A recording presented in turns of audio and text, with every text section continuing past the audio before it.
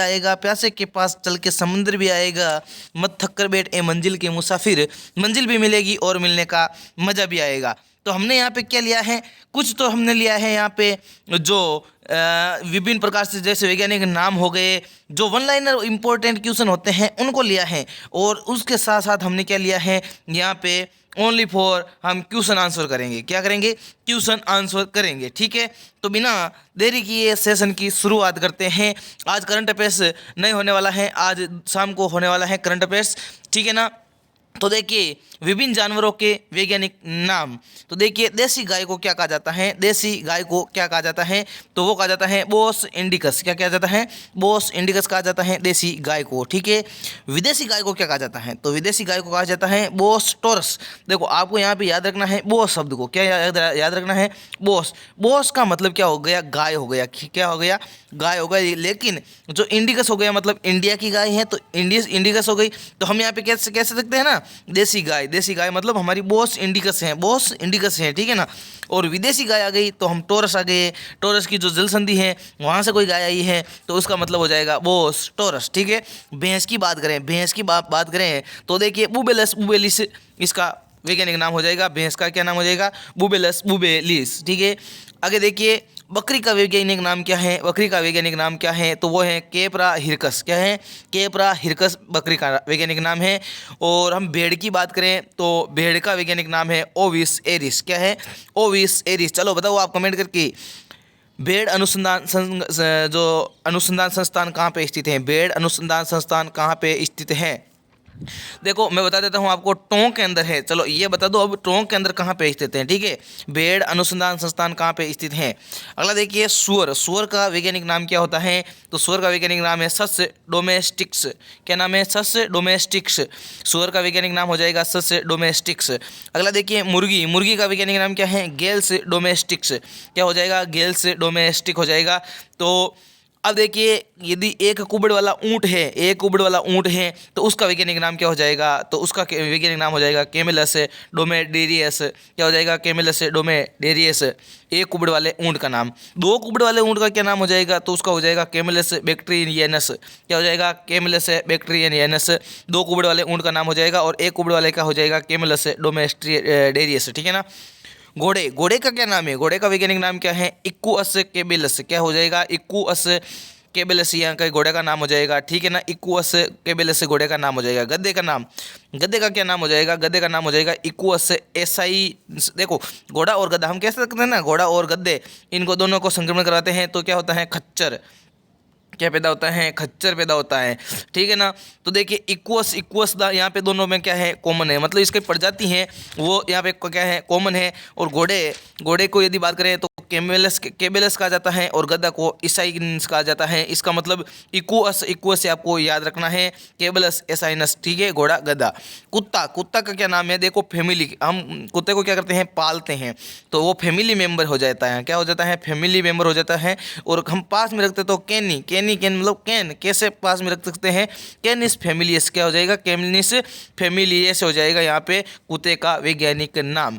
जहाँ देखो स्थान जहाँ सबसे ज़्यादा पशु मेले बढ़ते हैं, यहाँ पे तीन मैंने यहाँ पे वो लिए हैं क्वेश्चन यहाँ पे वन लाइनर फॉर्मेट के अंदर, कि जहाँ पे वो मेले की बात कर लेते हैं। तो देखो वे स्थान जहाँ पे सबसे ज़्यादा मेले बढ़ते हैं तो वो बढ़ते हैं पशु मेले। ठीक है ना, सबसे ज़्यादा पशु मेले बढ़ते हैं, वो बढ़ते हैं कहाँ पे, तो ये बढ़ते हैं कहाँ पे, जालरापाटन झालावाड़ के अंदर। कहाँ पे, जालरापाटन झालावाड़ के अंदर बढ़ते हैं। और कितने, तो वो हो जाएंगे 2। और बात करें सबसे ज़्यादा पशु मेले बढ़ने वाला जिला, देखो ये तो शहर हो गया जहाँ पे पशु मेले बढ़ते हैं, झालावाड़। लेकिन यदि आपसे पूछ ले वो जिला कौन सा है, तो वो नागौर जिला है जहाँ पे 3 पशु मेले बढ़ते हैं, 3 पशु मेले बढ़ते हैं। ठीक है ना। चलो एक तो मेरता के अंदर बढ़ता है, एक नागौर के अंदर बढ़ता है, और एक पुष्कर के अंदर बढ़ता है। ठीक है ना। सबसे ज़्यादा पशु मेले कहाँ पे, जिला वाला, तो जिला हो जाएगा नागौर जिला। देखो पुष्कर तो अजमेर के अंदर आ गया, नागौर के अंदर ही 3, नागौर के अंदर, मेरता के अंदर, और एक कहाँ पे हो जाएगा, गोगामेडी के अंदर हो जाएगा ना, कहाँ पे हो जाएगा, जल्दी से कमेंट करके बताओ 3 कौन कौन से स्थान पे नागौर के अंदर पशु मेले बढ़ते हैं। भारत का सबसे बड़ा पशु मेला कौन सा है, तो भारत का सबसे बड़ा पशु मेला है वो सोनपुर के अंदर है। और सोनपुर के अंदर कौन सा मेला है, तो सोनपुर के अंदर हो जाएगा बिहार के अंदर, सोनपुर के अंदर पशु मेला। ठीक है ना। भारत का सबसे बड़ा पशु मेला हो जाएगा भारत के अंदर सोनपुर बिहार के अंदर। ठीक है। अब देखिए कुछ अनुसंधान संगठन की बात कर लेते हैं। क्या कर लेते हैं? अनुसंधान संगठन की बात कर लेते हैं, जो प्रमुख अनुसंधान संस्थान है। जैसे केंद्रीय भेड़ प्रजनन केंद्र कहाँ पे है? केंद्रीय भेड़ प्रजनन केंद्र कहाँ पे है? अभी मैंने पूछा था आपको कि भेड़ अनुसंधान केंद्र कहाँ पे है, तो वो हो जाएगा टोंक के अंदर। कहाँ पे? एविका नगर टोंक के अंदर। एविका नगर टोंक के अंदर हो जाएगा केंद्रीय भेड़ अनुसंधान जो प्रजनन केंद्र। ठीक है। केंद्रीय बकरी अनुसंधान केंद्र कहाँ पे स्थित है? केंद्रीय बकरी अनुसंधान केंद्र है जो यहाँ पे दोनों एक ही जगह है। ठीक है ना, अविका नगर टोंक के अंदर। अविका नगर टोंक के अंदर हो जाएगा केंद्रीय बकरी अनुसंधान केंद्र। अगला देखिए, बकरी विकास और चारा उत्पादन केंद्र कहाँ पे है? बकरी का विकास और चारा उत्पादन केंद्र कहाँ पे है? तो वो है रामसर अजमेर केंद्र। कहाँ पे है? रामसर अजमेर के अंदर हो जाएगा बकरी विकास एवं चारा उत्पादन केंद्र, रामसर अजमेर के अंदर। ठीक है। अगला संगठनों की बात करते हैं, तो केंद्रीय ऊंट प्रजनन केंद्र कहाँ पे है? केंद्रीय ऊंट प्रजनन केंद्र कहाँ पे है? जो 1984 के अंदर स्थापित किया गया। ऐसे याद रख सकते हो, भोपाल गैस त्रासदी कब हुई? 1984 के अंदर। ठीक है ना। तो अंतर केंद्रीय ऊंट प्रजनन केंद्र कहाँ पे? जोहड़बीड़ बीकानेर के अंदर। जोहड़बीड़ बीकानेर के अंदर केंद्रीय ऊंट प्रजनन केंद्र कहाँ पे? जोहड़बीड़ बीकानेर के अंदर। देखो हमारा कंटेंट ये आपको पसंद आ रहा है, हमारी जो क्वालिटी है वो पसंद आ रही है, तो वीडियो को लाइक, चैनल को सब्सक्राइब और दोस्तों के साथ शेयर करना ना भूलें। अगला देखिए, भैंस प्रजनन केंद्र कहाँ पे है? भैंस प्रजनन केंद्र है वल्लभनगर उदयपुर के अंदर। वल्लभनगर उदयपुर के अंदर हो जाएगा भैंस प्रजनन केंद्र। ठीक है ना। अगला देखिए, केंद्रीय अश्व प्रजनन केंद्र। केंद्रीय अश्व प्रजनन केंद्र कहाँ पे है? तो ये बिलाड़ा जोधपुर के अंदर है। बिलाड़ा जोधपुर और जोड़बीड़ बीकानेर के अंदर। ठीक है ना। देखो जोधपुर के अंदर बिलाड़ा के अंदर और बीकानेर जिले के अंदर जोड़बीड़ के अंदर केंद्रीय अश्व प्रजनन केंद्र है। ठीक है, ये याद रखना आपको। जोधपुर के अंदर कहाँ पे है? बिलाड़ा के अंदर, और बीकानेर के अंदर कहाँ पे है? तो जोड़बीड़ के अंदर है। यहाँ पे अश्व प्रजनन केंद्र हो जाएगा, घोड़ा प्रजनन केंद्र हो जाएगा। ठीक है ना, केंद्रीय स्तर पे। ठीक है। अगला देखिए, सुअर फार्म कहाँ पे है? सुअर फार्म कहाँ पे है? तो ये हो जाएगा अलवर के अंदर। कहाँ पे हो जाएगा? अलवर के अंदर हो जाएगा, सुअर फार्म हो जाएगा। ठीक है। पोलेट्री फॉर्म हो जाएगा, पोलेट्री फॉर्म मुर्गी पालन। पोलेट्री फॉर्म क्या हो जाएगा? मुर्गी पालन। पोलेट्री फॉर्म क्या हो जाएगा? मुर्गी पालन हो जाएगा। और वो कहाँ पे है? वो है जयपुर के अंदर। कहाँ पे है दोस्तों? जयपुर के अंदर। प्यारे प्यारे भाइयों, देखिए ये पढ़ लीजिए और पशु परिचय के अंदर अपना जो सीट है वो पक्की कर लीजिए। राजकीय कुक्कुटशाला कहाँ पे स्थित है? राजकीय कुक्कुटशाला कहाँ पे स्थित है? तो वो है अजमेर के अंदर। कहाँ पे है? अजमेर के अंदर है राजकीय कुक्कुटशाला। अगला देखिए, राठी गाय का प्रजनन केंद्र कहाँ पे है? राठी गाय जो गायों के अंदर सर्वश्रेष्ठ गाय है, सबसे अच्छा दूध देती है। ठीक है ना। तो इसका प्रजनन केंद्र कहाँ पे स्थित है? तो ये है नौहर हनुमानगढ़ के अंदर। कहाँ पे? नौहर हनुमानगढ़ के अंदर स्थित है राठी गाय का प्रजनन केंद्र। देखिए इनको रट लीजिए। ठीक है ना, मैं रटवाने के लिए एक लाइन को 3 बार बोल रहा हूँ। राठी गाय प्रजनन केंद्र कहाँ पे स्थित है? तो वो नौहर हनुमानगढ़ के अंदर स्थित है। ठीक है। विभिन्न जानवरों के मांस की बात करें तो किस जानवर के मांस को क्या कहा जाता है? तो देखिए, गाय के मांस को क्या कहा जाता है? बीफ कहा जाता है, या विल कहा जाता है। विल कहा जाता है बछड़े के मांस को। ठीक है ना। गाय के मांस को बीफ कहा जाता है, और विल मतलब देखो विल किसे कहते हैं? तो वो बछड़े का मांस होता है, गाय के बछड़े का, तो उसको क्या कहा जाता है? विल कहा जाता है। भैंस की बात करें तो भैंस के मांस को कहा जाता है बफेन। ठीक है ना, बफेन कहा जाता है, फ्लैश कहा जाता है, केरा बीफ कहा जाता है। ठीक है ना, बीफ से याद रख सकते हो आप भैंस। ठीक है ना, बफेन बीफ, केरा बीफ। ठीक है ना, और फ्लैश आप याद रख सकते हो भैंस का जो मांस होता है।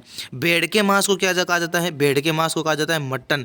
क्या कहा जाता है? मटन कहा जाता है भेड़ के मांस को। बकरी के मांस को क्या कहा जाता है? बकरी के मांस को कहा जाता है चेवन या चिवान। चेवन या चिवान कहा जाता है बकरी के मांस को। ठीक है ना, चेवन या चिवान कहा जाता है बकरी के मांस को। अगला देखिए, सूअर के मांस को क्या कहा जाता है? सूअर के मांस को क्या कहा जाता है? सूअर के मांस को क्या कहा जाता है? तो वो कहा जाता है पोर्क। क्या कहा जाता है? पोर्क कहा जाता है। और बेकॉन किसे कहा जाता है? तो सूअर के बच्चे के मांस को, सॉरी, सूअर के पीछे वाले भाग को, सूअर के पीछे वाले भाग के मांस को क्या कहा जाता है? बेकॉन कहा जाता है। ठीक है, बेक ऑन यानी सूअर के बेक की साइड का मांस बेकॉन कहा जाता है, और सूअर के मांस को कहा जाता है पोर्क। क्या कहा जाता है? पोर्क। मुर्गी के मांस को क्या कहा जाता है? मुर्गी के मांस को कहा जाता है चिकन। क्या कहा जाता है? चिकन कहा जाता है मुर्गी के मांस को। ठीक है ना, आप याद रखना है। कुड़क कुड़क जो कुड़क मुर्गी है, कुड़क मुर्गी, उसके मांस को कहा जाता है टेंडर। क्या कहा जाता है? टेंडर। टेंडर छुड़ा है कुड़क का, तो ये कुड़क मुर्गी का हो जाएगा टेंडर। ठीक है। ऊंट के मांस को क्या कहा जाता है? ऊंट के मांस को कहा जाता है हिलिप गेल। हिलिप गेल कहा जाता है ऊंट के मांस को। ठीक है ना, ऊंट के मांस को हिलिप गेल कहा जाता है ऊंट के मांस को। हिरण के मांस को क्या कहा जाता है? तो वो कहा जाता है वेनिसन। क्या कहा जाता है? वेनिसन कहा जाता है। हिरण के मांस को क्या कहा जाता है? वेनिसन कहा जाता है। वेनिसन किसके मांस को? हिरण के मांस को कहा जाता है। ठीक है। अगला देखिए, गुणसूत्रों की बात कर लेते हैं। किसकी बात कर लेते हैं? गुणसूत्रों की बात कर लेते हैं यहाँ पे। और गुणसूत्रों की बात करें तो देखो, सुअर के अंदर कितने गुणसूत्र होते हैं? तो सुअर के अंदर होते हैं 38 गुणसूत्र के साथ सुअर पैदा होता है। सुअर 38 गुणसूत्र के साथ पैदा होता है, तो इसका आंसर हो जाएगा सुअर के अंदर 38 गुणसूत्र। भैंस के अंदर बात करें तो अलग अलग भैंस होती हैं। इनमें से एक वाटर बुफेलो होती है जिसके अंदर 50 पाया जाता है। स्वाम बुफेलो होती है, उसके अंदर 48 पाया जाता है। ठीक है ना। जिस प्रकार से चिंपांजी और मानव के अंदर पाया जाता है अलग अलग, उसी प्रकार से यहाँ पे पाया जाता है भैंस के अंदर 48 और 50। ठीक है। भेड़ के अंदर कितना पाया जाता है? भेड़ के अंदर पाया जाता है 54। 5 के पीछे 4, 5 के पीछे 4, 5 के पीछे 4। किसकी चाल है? भेड़ की चाल है। किसकी चाल है? भेड़ की चाल है। 5 के पीछे 4, 54 भेड़ की। ठीक है ना। गाय और बकरी की बात करें तो गाय और बकरी, देखो गरीब की जो गाय किसे कहा जाता है? बकरी को कहा जाता है। तो इसी प्रकार से कितने हो जाएंगे? 60 हो जाएंगे। इनको दोनों को क्या हो जाएंगे? 60 हो जाएंगे। ठीक है ना। गाय और बकरी के 60 हो जाएंगे। ऊंट की बात कर लेते हैं तो ऊंट के, देखो ऊंट के जो गुणसूत्र होते हैं वो 74 होते हैं, और 74 गुणसूत्रों के साथ ऊंट पैदा होता है। ठीक है ना। 74 गुणसूत्रों के साथ ऊंट पैदा होता है। मुर्गे की बात करें, मुर्गे की बात करें तो उसके अंदर पाए जाते हैं 78। ठीक है ना। मुर्गे के अंदर 78 पाए जाते हैं। मुर्गे के अंदर 78 पाए जाते हैं। ठीक है ना। 78 गुणसूत्र का साथ मुर्गा पैदा होता है। विभिन्न जो जानवर हैं उनके गर्भकाल की बात कर लेते हैं। किन की बात कर लेते हैं? गर्भकाल की बात कर लेते हैं। गर्भकाल कितना कितना होता है? तो देखिए, गाय के गर्भकाल की बात करें तो गाय 282 दिन से क्या करती हैं? ब्याती हैं। ठीक है ना। 282 दिन से ब्याती हैं। 9 माह और 9 दिन एवरेज होता है यहाँ पे। 282 दिन, 9 माह 9 दिन से ब्याती हैं। भैंस की बात करें तो भैंस 310 दिनों से ब्याती हैं। कितने दिनों से? 310 दिनों से। 305 से 310 दिनों के बीच 10 माह या 10 दिन कह सकते हैं। कितने दिन? 10 माह और 10 दिन कह सकते हैं। तो इसका मतलब है भैंस बाद में ब्याती है और गाय पहले ब्याती है। ठीक है ना। भेड़ की बात कर लेते हैं। भेड़ ब्याती हैं 157 दिनों के अंदर। 157 दिनों के अंदर भेड़ ब्याती है।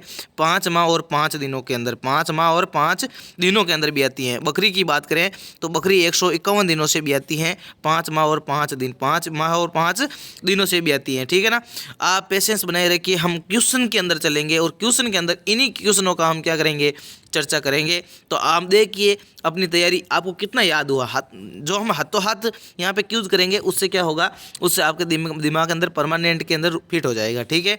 विभिन्न जानवरों के गर्भकाल के अंदर बात करें सुअर की, तो सुअर का गर्भकाल होता है 114 दिन। 114 दिन होता है सुअर के गर्भकाल। 3 माह और 3 सप्ताह और 3 दिन से ये ब्याता है। 3 माह 3 सप्ताह 3 दिन। ठीक है ना। 3 3 3 कैसे होता है? कैसे? 3 3 3 मतलब यहाँ पे 1 और 3 लग जाए तो 12 हो जाते हैं। जिस प्रकार से हम कह सकते हैं 12 बुआ की भैंस। ठीक है। सुअर 114 दिन। घोड़ी की बात करें तो घोड़ी ब्याती है 343 दिन से। 343 दिन से ब्याती हैं। 11 माह और 11 दिनों से। 11 माह और 11 दिनों से ब्याती हैं घोड़ी। और ऊँटनी की बात करें तो वो 390 दिनों से ब्याती है। कितने दिनों से? 390 दिनों से। महीनों की बात करें तो 13 माह और 11 दिनों से ब्याती है। 13 माह और 11 दिनों से ब्याती है। कुत्ते की बात करें तो कुत्ते की तो वो 62 दिनों के अंदर ब्याती हैं। 62 दिनों के अंदर ब्याती हैं। 2 माह और 2 दिन से ब्यात जाती हैं। ठीक है ना। 2 दिन और 2 माह इसका गर्भकाल होता है। अब हम क्वेश्चन की शुरुआत करते हैं और क्वेश्चन के अंदर हम क्या करेंगे? क्वेश्चन के अंदर वही क्वेश्चन लिए हैं जो एग्जाम के अंदर पुटअप होंगे। ठीक है ना। एग्जाम के अंदर सीधे पूछे जाते हैं, वही क्वेश्चन हमने यहाँ पे लेने की कोशिश की है। तो आप जल्दी से जल्दी एक बार वीडियो को वापस लाइक कर दीजिए, और जिसने लाइक कर दिया पहले वो तो अब लाइक तो हटाना नहीं है उसको। ठीक है ना। दोस्तों के साथ शेयर कर दो जल्दी से जल्दी, और जिसने अभी तक सब्सक्राइब नहीं किया है तो सब्सक्राइब कर दीजिए, क्योंकि अब जो शुरुआत हो रही है वो क्या हो रही है? अलग स्टेप की शुरुआत हो रही है। ठीक है ना। हमने पहले क्या कर लिया है? देखो इसी प्रकार से हम चलेंगे डेली। क्या करेंगे? पहले हम इसकी जो व्याख्या है उस पर चर्चा करेंगे, उसके बाद हम करेंगे क्वेश्चन। देखिए, बहुउद्देशीय पशु चिकित्सालय का मुखिया कौन होता है? बहुउद्देशीय पशु चिकित्सालय का मुखिया कौन होता है? तो वो होता है, कौन होता है, डीडी होता है। कौन होता है, डीडी होता है। आपको डीडी याद रखना है, डीडी याद रखना है। पशु चिकित्सालय का मुख्य कौन होता है, तो वो होता है डीडी। और कौन से पशु चिकित्सालय, जो बहुउद्देशीय रूप में काम करते हैं, जैसे पशु के प्रजनन का भी काम कर सकते हैं, पशु की देखरेख का भी काम करता है, और पशु कब यदि भी आएगा उसका रजिस्ट्रेशन भी करता है, और जो पशु की रोगों की जानकारी भी रखता है, वो चिकित्सालय, ठीक है ना। वो चिकित्सालय बहुउद्देशीय परियोजना, जैसे पशुओं के चारे की बात करता है, ठीक है ना, वो, और उसके खाने में क्या क्या होगा ये उसकी चर्चा करता है, उसका दूध कितना देगा ये भी चर्चा करेगा। तो ये सभी की जो मुख्य होगा पशु चिकित्सालय, उसका मुख्य होगा डीडी। कौन होगा, डीडी होगा। अगला देखिए, आरएलडीबी की फुल फॉर्म क्या है, आरएलडीबी की फुल फॉर्म क्या है, आरएलडीबी की फुल फॉर्म क्या है, तो वो हो जाएगी Rajasthan live stock development board. Live, देखो राजस्थान से हो जाएगा आर, लाइव से हो जाएगा एल, और स्टॉक, लाइव स्टॉक हो जाएगा ये शामिल, और फिर डी से हो जाएगा डेवलपमेंट। क्या हो जाएगा, डेवलपमेंट। डिपार्टमेंट नहीं, ठीक है ना, डिटेल नहीं, और यहाँ पे देखो राजपूताना यहाँ पे नहीं आएगा, तो ऑप्शन से भी आप कर सकते हो। जैसे यहाँ पे डिपार्टमेंट तो होने वाला है नहीं, क्योंकि हम पशु चिकित्सा की तैयारी कर रहे हैं। डिपार्टमेंट कौन सा, पशुओं का डिपार्टमेंट नहीं होता है। तो डेवलपमेंट की बात कर लेते हैं, डेवलपमेंट बोर्ड है, मतलब पशुओं को डेवलप करना है, ठीक है ना। तो डिपार्टमेंट तो होने वाला है नहीं। डिटेल की बात नहीं कर सकते हैं, क्योंकि ये लाइव स्टे का डिटेल तो निकालना, हमें पशु की डिटेल निकालनी है, तो ये भी नहीं होगा। राजपूताना तो शब्द हमारे यहाँ पे है ही नहीं, राजस्थान शब्द है, तो इसका ओवेस्टली क्या आंसर होने वाला है, ओवेस्टली इसका बी आंसर होने वाला है, Rajasthan live stock development board, ठीक है ना। तो आरएलडीबी की फुल फॉर्म ये हो जाएगी Rajasthan live stock development board. पशु कल्याण पखवाड़ा कौन से माह से में मनाया जाता है, पशु कल्याण पखवाड़ा कौन से माह के अंदर मनाया जाता है, तो ये मनाया जाता है जनवरी माह के अंदर। शुरू के जब साल शुरू होती हैं तो शुरू में पशु कल्याण पखवाड़ा मना लेते हैं, ठीक है ना। तो जनवरी माह के अंदर ये मनाया जाता है पशु कल्याण पखवाड़ा, ठीक है ना। अगला देखिए, पशुपालन विभाग का विभागाध्यक्ष कौन होता है, पशुपालन विभाग का विभागाध्यक्ष कौन होता है, तो वो होता है निदेशक। कौन होता है, निदेशक होता है। पशुपालन विभाग का विभागाध्यक्ष निदेशक होता है, ठीक है ना। हम ऐसे कह सकते हैं पशुपालन विभाग के निदेशक कौन है, ऐसे कह सकते हैं ना, पशुपालन विभाग के निदेशक कौन है, क्योंकि पशुपालन जो विभाग है उसके अध्यक्ष के रूप में निदेशक कार्य करते हैं, ठीक है ना।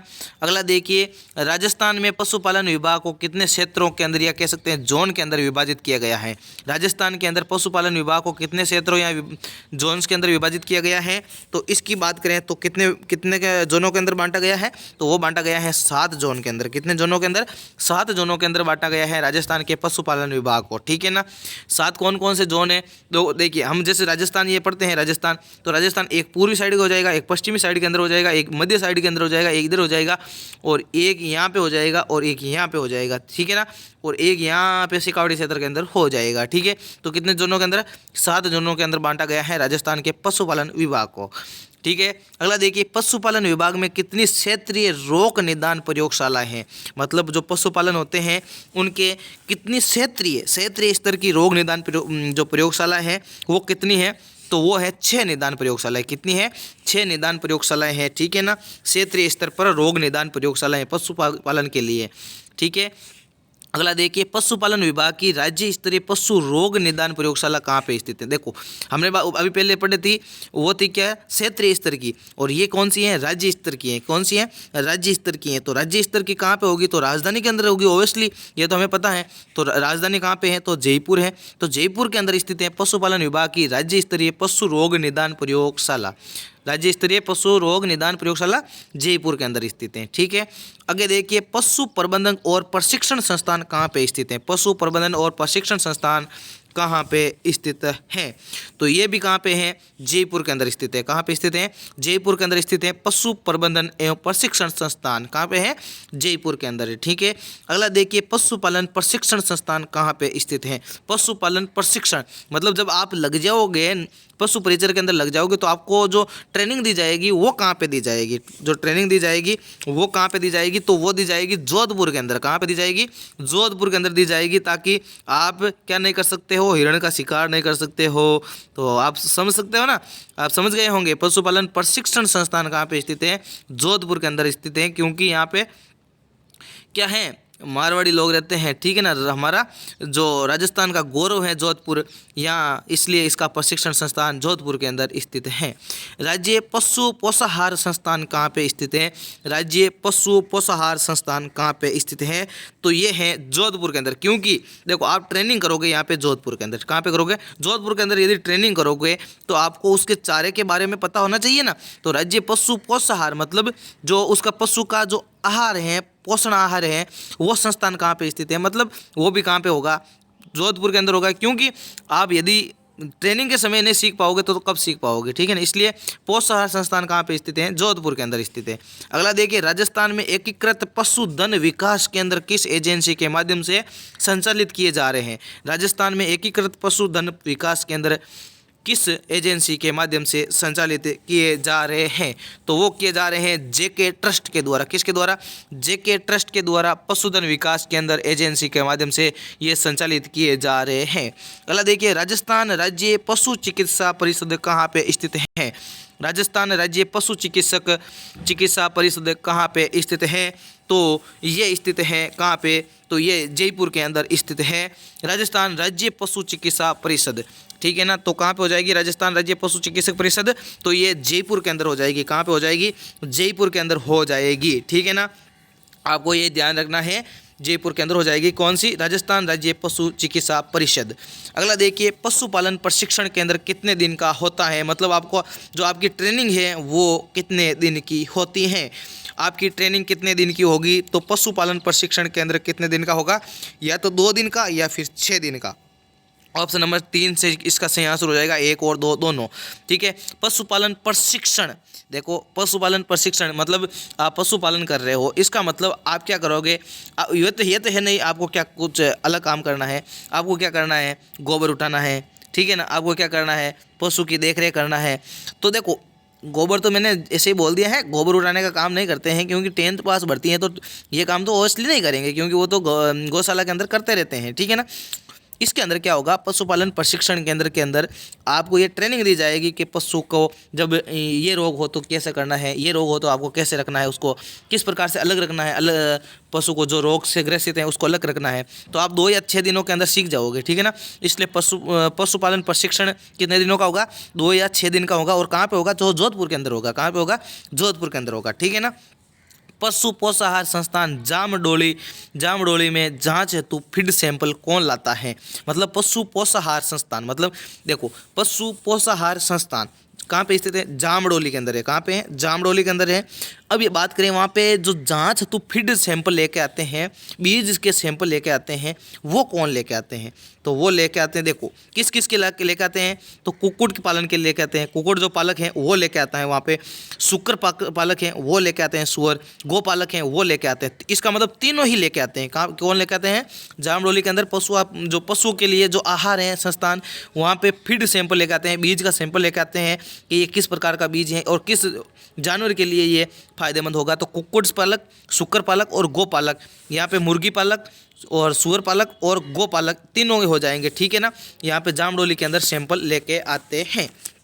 अगला क्वेश्चन देखिए, राजकीय फार्म कुम्हेर, नागौर, रामसर, फतेहपुर के फीड सैंपल की जांच कहाँ पे होती है? मतलब यहाँ पे राजकीय फार्म है 4, कौन कौन सी है? कुम्हेर, नागौर, रामसर और फतेहपुर, ये 4 क्या है? राजकीय फार्म है। किसके लिए? फीड सैंपल के मतलब लिए। तो फीड सैंपल की जांच कहाँ पे होती है? तो इन जो चारों केंद्र की जांच है वो कहाँ पे होगी? वो होगी पशु पोषाहार प्रयोगशाला जयपुर के अंदर। कहाँ पे होगी? पशु पोषाहार प्रयोगशाला जयपुर के अंदर राजकीय फार्म कुम्हेर, नागौर, रामसर, फतेहपुर के फीड सैंपल की जाँच होगी। अगला देखिए, हर्ड रजिस्ट्रेशन कौन करता है? हर्ड रजिस्ट्रेशन कौन करता है? तो इसका जो रजिस्ट्रेशन है वो करता है पशु चिकित्सालय का स्टाफ। कौन करता है? पशु चिकित्सालय का स्टाफ। मतलब यहाँ पे कौन करेगा? पशु परिचर करेगा। कौन करेगा? पशु परिचर। ऐसा थोड़ी है कोई डॉक्टर आएगा और डॉक्टर उसका रजिस्ट्रेशन करेगा। उसका रजिस्ट्रेशन हर्ड रजिस्ट्रेशन पशु चिकित्सा का स्टाफ करता है। वहाँ पे जो पशु परिचर होते हैं वो इसका हर्ड रजिस्ट्रेशन करते हैं। जैसे गाय है तो उसके कान की लगाया होता है ना पीले कलर का, वो क्या कौन करता है? पशु चिकित्सालय का स्टाफ करता है, ठीक है। अगला देखिए, हर्ड रजिस्ट्रेशन के लाभ क्या हैं? हर्ड रजिस्ट्रेशन के लाभ क्या हैं? तो देखिए, पहली बात तो पशु की अच्छी किस्में मिलती हैं, मतलब पशु की अच्छी किस्में मिलती हैं, क्योंकि जो रजिस्ट्रेशन होता है उसके अंदर पूरी उस पशु की डिटेल डाली जाती है। तो उस डिटेल के अनुसार उस पशु को हम साइड में रख सकते हैं, उसको अच्छा पोषण दे सकते हैं, ठीक है ना।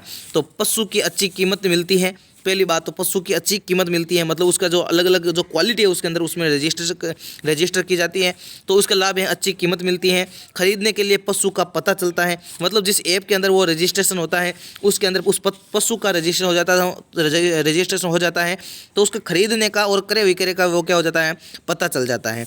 और उसके साथ पशुपालक गौरवान्वित महसूस करता है, मतलब मेरे पशु का क्या हो रखा है, आधार रजिस्ट्रेशन हो रखा है, आधार रजिस्ट्रेशन हो रखा है। इसका मतलब उपयुक्त सभी इसका राइट आंसर हो जाएगा, उपयुक्त सभी इसका राइट आंसर हो जाएगा।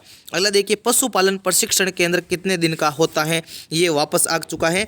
तो ये कितने दिन का होता है, 6 दिन का होता है। कितने दिनों का होता है, या तो 3 दिन का या 6 दिन का होता है। और कहाँ पे होता है, जोधपुर के अंदर होगा, ठीक है ना। देखिए अगला क्वेश्चन है, NDRI कहाँ स्थित है, NDRI कहाँ पे स्थित है, तो ये स्थित है करनाल के अंदर। कहाँ पे स्थित है, करनाल के अंदर स्थित है, करनाल नागौर के अंदर स्थित है। NDRI कहाँ पे स्थित है, करनाल के अंदर स्थित है, ठीक है। सॉरी, करनाल कहाँ पे स्थित है, जल्दी से बताओ, करनाल कहाँ पे स्थित है, मैं भी मिस हो रहा हूँ, करनाल कहाँ पे स्थित है, जल्दी से बताओ, ठीक है। अगला देखो, भारतीय कृषि अनुसंधान परिषद संस्थान कहाँ पे स्थित है, राजस्थान। भारतीय कृषि अनुसंधान परिषद कहाँ पे स्थित है, तो ये स्थित है नई दिल्ली। भारतीय कृषि की बात कर रहे हैं यहाँ पे, राजस्थान कृषि की बात करते तो कहाँ पे होगा, राज्य कृषि अनुसंधान परिषद कहाँ पे है, जयपुर के अंदर है। और भारतीय कृषि अनुसंधान परिषद कहाँ पे है, नई दिल्ली के अंदर है। कहाँ पे स्थित है, नई दिल्ली के अंदर स्थित है, ठीक है ना। अगला देखिए, राजस्थान पशुधन विकास बोर्ड का मुख्यालय, राजस्थान पशुधन विकास बोर्ड का मुख्यालय कहाँ पे स्थित है, राजस्थान पशुधन विकास बोर्ड का मुख्यालय कहाँ पे स्थित है, तो ये जयपुर के अंदर स्थित है। कहाँ पे स्थित है, जयपुर के अंदर स्थित है। अगला देखिए, अगला क्या है, राजस्थान के पशुपालन विभाग में जिले का मुखिया कौन होता है, राजस्थान में पशुपालन विभाग में जिले का मुखिया कौन होता है, तो राजस्थान के पशुपालन विभाग के जिले का मुखिया होता है संयुक्त निर्देशक। कौन होता है, संयुक्त निर्देशक। अभी हमने पहले क्या पढ़ा था, पशुपालन विभाग का अध्यक्ष कौन होता है, तो वो निर्देशक होता है। और पशुपालन विभाग के जिले का मुखिया होगा, वो होगा संयुक्त निर्देशक। कौन होगा, संयुक्त निर्देशक हो जाएगा। अगला देखिए, राजस्थान पशु चिकित्सा और पशु विज्ञान विश्वविद्यालय कहाँ पे स्थित है, राजस्थान पशु चिकित्सालय और राजस्थान पशु चिकित्सा व पशु विज्ञान चिकित्सालय कहाँ पे स्थित है, तो ये है बीकानेर के अंदर। कहाँ पे स्थित है, बीकानेर के अंदर स्थित है। अगला देखिए, जो आपको मैं क्वेश्चन ऑफ द डे के रूप में दे रहा हूँ, क्वेश्चन ऑफ द डे के रूप में दे रहा हूँ, क्वेश्चन ऑफ द डे के रूप में देख रहा हूँ, जिसका आंसर मैं कल बताऊंगा। और कल दूसरा सेशन होगा इसी पार्ट का, एनिमल हस्बेंड्री का दूसरा पार्ट होगा, और ये दो पार्ट के अंदर पूरी हो जाएगी, ठीक है ना। भारत में हरित क्रांति के जनक किसे कहा जाता है, ये आप कमेंट बॉक्स के अंदर बताइए, ठीक है। आज के लिए बस इतना ही। आपको हमारा सेशन किस प्रकार से हेल्पफुल लगा है, यदि अच्छा लगा है तो वीडियो को लाइक, चैनल को सब्सक्राइब, दोस्तों के साथ शेयर करना ना भूलें। और साथ ही भी पार्ट के लिए इंतज़ार करते रहिए, मैं जल्द ही आपके सामने लेके आऊँगा। तो उसको ज़्यादा से ज़्यादा इस वीडियो को फैलाइए ताकि मैं अपना मोटिवेशन बरकरार रखूँ। Thank you. जय हिंद, जय भारत।